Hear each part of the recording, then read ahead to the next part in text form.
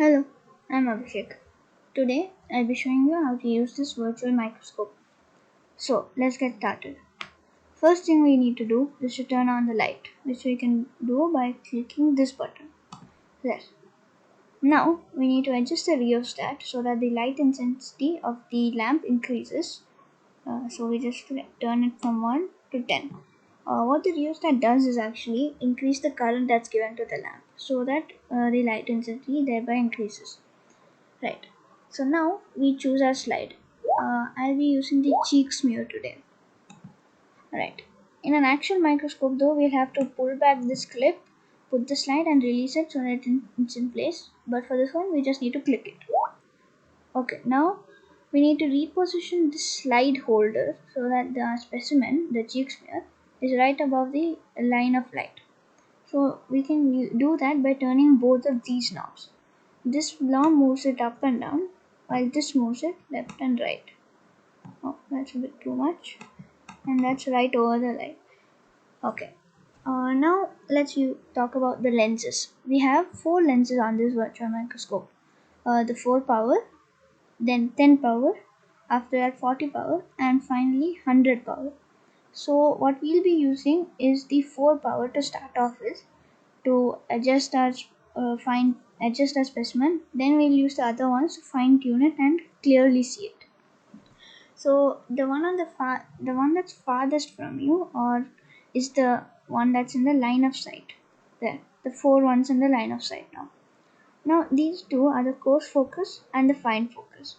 The coarse focus moves the stage up really quickly or down really quickly, while the fine focus is used for fine tuning so that we can move it a little slower.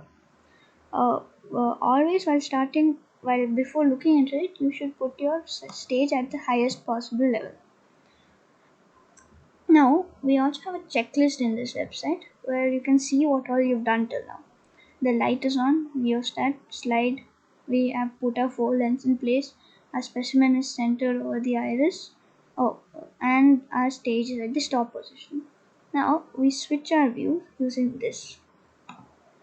Okay, before we can see our image, we need to adjust both of these ocular lenses so that both of them are right in the line of light. When it's a perfect circle, you know that your oculars are adjusted. Over here, these are the knobs to move it up, down, right, left. These are the lenses that we can change. The coarse focus, fine focus.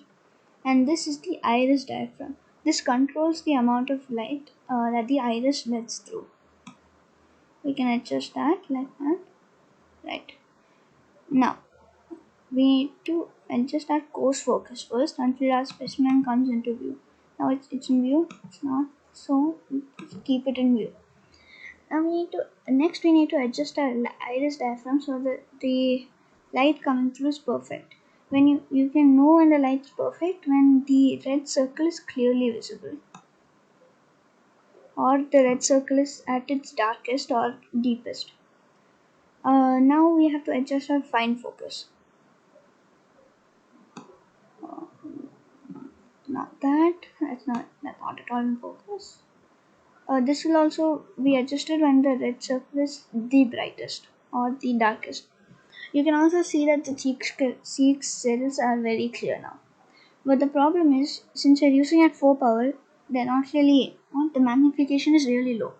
So what we do is we adjust it and we change the ocular housing, go to 10. Now we can see it, but it's not centered. So we use these knobs to center it. When we adjust to 40, but when we adjust to 40, the light coming through is not proper. So we change it, adjust the iris diaphragm. There, that's good. You can also see that it's correct in the checklist. Center it again. There, and then now, if you want to change it even more, we can use 100. Fine focus. Oh, sorry.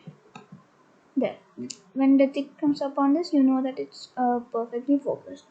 Now you can observe all the nuclei of all the cells, the cytoplasm, and if you move it a little, you can clearly see the cell membrane too. So that's it for today. Thank you.